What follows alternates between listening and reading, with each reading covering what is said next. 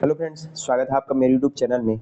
अगर आप Chhattisgarh pre BEd DEd exam 2026 की तैयारी करें तो आज का वीडियो आपके लिए काफ़ी इंपॉर्टेंट होने वाला है।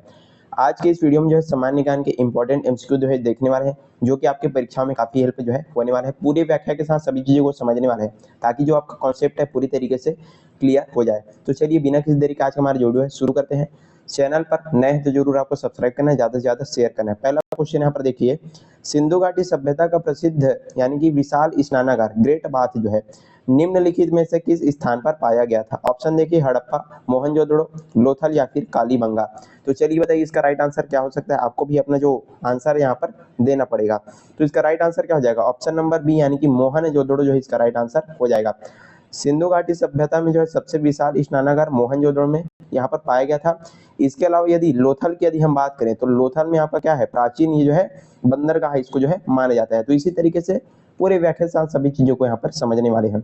अगला क्वेश्चन यहाँ पर देखिए, भारतीय संविधान के किस अनुच्छेद के तहत जो है इस पृष्ठता का अंत यानी कि छुआछूत का अंत जो है कर इसको कानूनी अपराध घोषित किया गया है? कौन सा अनुच्छेद है, इसको आपको यहाँ पर पूछा जा रहा है। ऑप्शन देखिए, अनुच्छेद 14, अनुच्छेद 15, अनुच्छेद 17 या फिर अनुच्छेद 19। तो चलिए बताइए इसका राइट आंसर क्या हो जाएगा। तो इसका सही आंसर हो जाएगा ऑप्शन नंबर सी यानी कि अनुच्छेद 17 के तहत जो है समानता के अधिकार के अंतर्गत ये जो है आता है। और ये जो है समाज से छुआछूत को पूरी तरीके से समाप्त करने और जो भी छुआछूत ऐसा मानता है या करता है उसको जो है दंड देने का प्रावधान भी यहाँ पर वो जो है करता है इस अनुच्छेद के अंतर्गत। आपको याद रखना है अनुच्छेद 17 को। आगे बढ़ते हैं, अगला क्वेश्चन देखिए, भारत में रॉकेट मैन ऑफ इंडिया के नाम से किसे जाना जाता है? क्या पूछा जा रहा है? रॉकेट मैन ऑफ इंडिया यहाँ पर बोला जा रहा है। ऑप्शन देखिए, doctor APJ Abdul Kalam, doctor के सिवान, डॉक्टर एस सोमनाथ या फिर डॉक्टर विक्रम साराभाई। चलिए बताइए इसका आंसर क्या हो जाएगा। बहुत सारे लोग जो इसमें कंफ्यूजन होने वाले हैं। तो इसका राइट आंसर हो जाएगा ऑप्शन नंबर बी यानी कि डॉक्टर के सिवान को बोला जाता है rocket man of India. ISRO के पूर्व अध्यक्ष डॉक्टर के सिवान को रॉकेट मैन ऑफ इंडिया कहा जाता है। डॉक्टर एपीजे अब्दुल कलाम को क्या बोला जाता है? Missile man. और डॉक्टर विक्रम साराभाई को जो है भारतीय अंतरिक्ष कार्यक्रम का जनक जो है माना जाता है। तो एक ही क्वेश्चन में हमने जो है बहुत सारी चीजों को यहाँ पर कवर कर लिया, आपको कंफ्यूज नहीं होना है। आगे बढ़ते हैं, अगला क्वेश्चन यहाँ पर देखिए, सूर्य के सबसे नजदीक कौन सा ग्रह स्थित है और सौर मंडल का सबसे छोटा ग्रह कौन सा है? आपको यहाँ पर पूछा जा रहा है। ऑप्शन देखिए, शुक्र, मंगल, बुध या फिर पृथ्वी। तो सबसे सूर्य के नजदीक कौन सा ग्रह स्थित है और सौर मंडल का सबसे छोटा ग्रह कौन सा है? तो इसका राइट आंसर हो जाएगा ऑप्शन नंबर सी यानी कि बुध ग्रह। चलिए इसके बारे में यहाँ पर देखते हैं। बुध ग्रह जो है सूर्य के सबसे पास जो है स्थित है। आकार में ये जो है सौर मंडल का सबसे छोटा ग्रह है और ये जो है सूर्य की परिक्रमा सबसे कम समय में यानी कि मात्र 88 दिनों में जो है पूरा कर लेता है। तो इसको भी आपको ध्यान में रखना है और ये आपके लिए सामान्य एक जानकारी हो सकती है। आगे बढ़ते हैं, अगला क्वेश्चन देखिए, वीडियो पसंद आ रहा है तो लाइक करना है और ज्यादा से ज्यादा आपको शेयर करना है बस। चलिए, भारत का एकमात्र सक्रिय ज्वालामुखी बैरेने द्वीप जो है निम्नलिखित में से कहाँ यहाँ पर स्थित है? भारत का एकमात्र सक्रिय ज्वालामुखी बैरेन द्वीप निम्नलिखित में से कहाँ पर स्थित है? लक्षद्वीप, अंडमान और निकोबार द्वीप समूह, गोवा या फिर पुडुचेरी। चलिए बताइए इसका राइट आंसर क्या हो सकता है।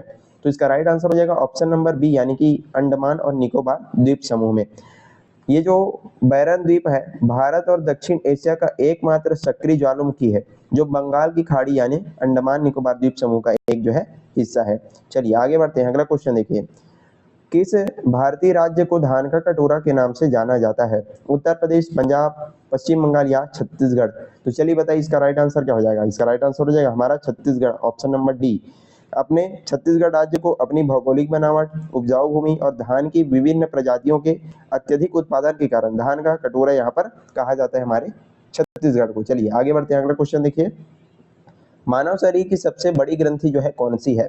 पीयूष ग्रंथि, अग्नाशय, यकृत या फिर थायराइड ग्रंथि। चलिए बताइए इसका सही आंसर क्या हो जाएगा। मानव शरीर की सबसे बड़ी ग्रंथि के बारे में यहाँ पर पूछा जा रहा है। तो इसका राइट आंसर हो जाएगा ऑप्शन नंबर सी यानी कि यकृत। जो लीवर है वो क्या है? मानव शरीर की सबसे बड़ी ग्रंथि है।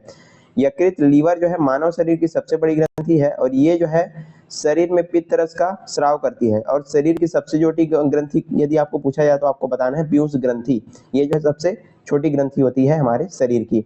आगे बढ़ते हैं, अगला क्वेश्चन देखिए, प्रसिद्ध गायत्री मंत्र का उल्लेख ऋग्वेद के किस मंडल से मिलता है? काफी ये जो है इंपॉर्टेंट क्वेश्चन आपके लिए होने वाला है। जो गायत्री मंत्र है उसका उल्लेख ऋग्वेद के किस मंडल से मिलता है, आपको पूछा जा रहा है। प्रथम मंडल, तृतीय मंडल, सातवें मंडल या 10वें मंडल से। चलिए बताइए किस किस को जो है इसका आंसर आपको पता है। तो इसका राइट आंसर क्या हो जाएगा, ऑप्शन नंबर सी यानी कि तृतीय मंडल से जो है हमको जानकारी मिलता है। गायत्री मंत्र ऋग्वेद के तृतीय मंडल में संकलित है और ये जो मंत्र है सूर्य देवता सावित्री को समर्पित है और इसके रचनाकार महर्षि जो है विश्वामित्र जी हैं। आगे बढ़ते हैं, अगला क्वेश्चन।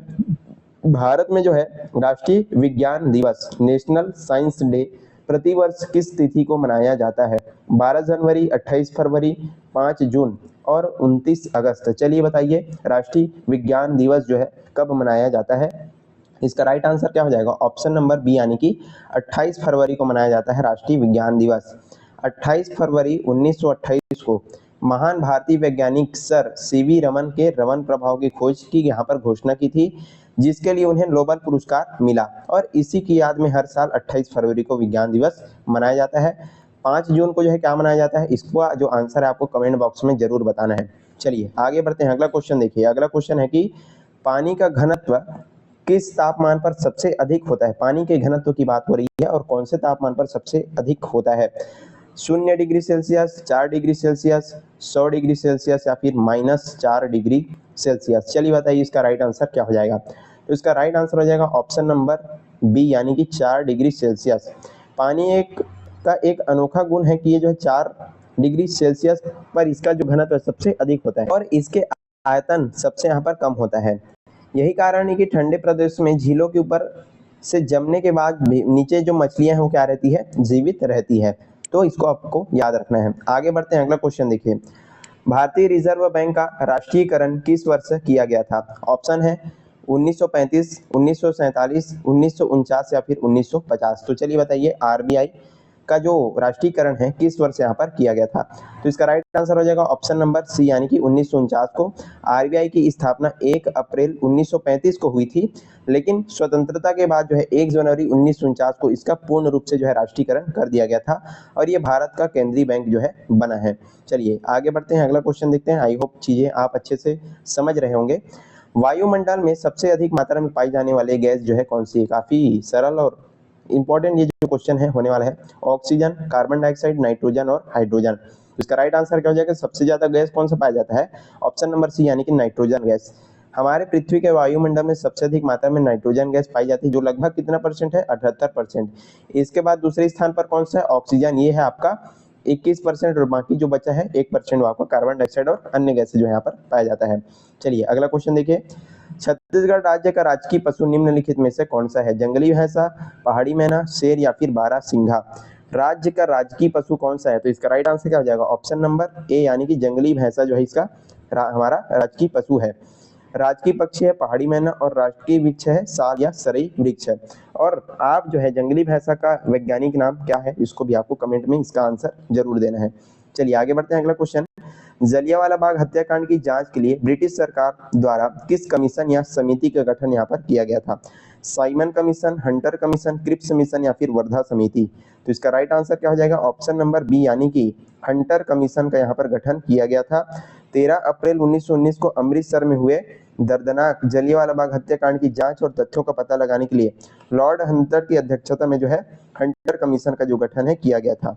लास्ट क्वेश्चन है, कंप्यूटर का मस्तिष्क, ब्रेन ऑफ कंप्यूटर किसे कहा जाता है, जो सभी गणनाओं और नियंत्रण यहाँ पर का कार्य करता है। रैम, हार्ड डिस्क, सीपीयू और फिर मॉनिटर। काफी इजी क्वेश्चन है। सीपीयू का पूरा नाम क्या होता है, सेंट्रल प्रोसेसिंग यूनिट जो है इसका पूरा नाम होता है और इसको ही कंप्यूटर का दिमाग या मस्तिष्क कहा जाता है, क्योंकि कंप्यूटर के भीतर होने वाली सभी ऑपरेशंस और प्रोसेसिंग इसी के द्वारा यहाँ पर नियंत्रित होते हैं।